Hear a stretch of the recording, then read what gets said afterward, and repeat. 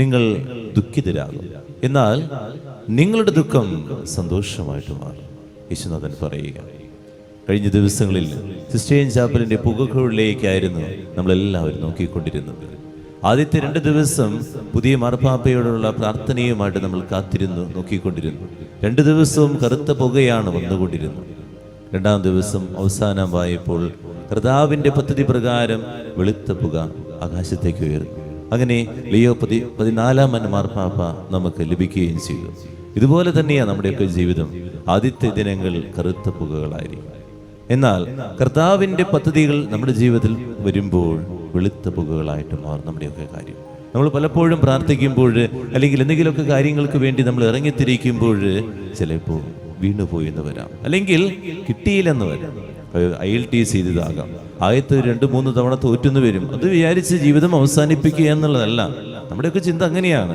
ഞാൻ എത്ര തവണ അന്തോണീസ് പുണ്യാളിൻ്റെ അടുത്ത് പോയി, എത്ര തവണ ഔസപിതാവിൻ്റെ അടുത്ത് പോയി, എത്ര തവണ മാതാവിൻ്റെ മുമ്പിൽ കരങ്ങൾ വിരിച്ച് ജപമാല ചൊല്ലി പ്രാർത്ഥിച്ചു, നോയമ്പെടുത്തു, എന്നിട്ടും നടന്നില്ലല്ലോ കർത്താവേ.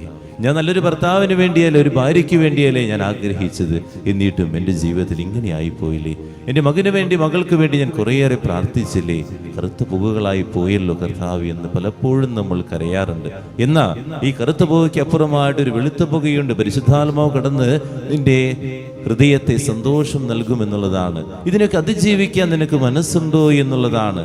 ഈ പുകയ്ക്കപ്പുറം ഒരു വെളുത്ത പുക എൻ്റെ ജീവിതത്തിലുണ്ട്, വരും എന്നുള്ളതാണ് പ്രതീക്ഷ.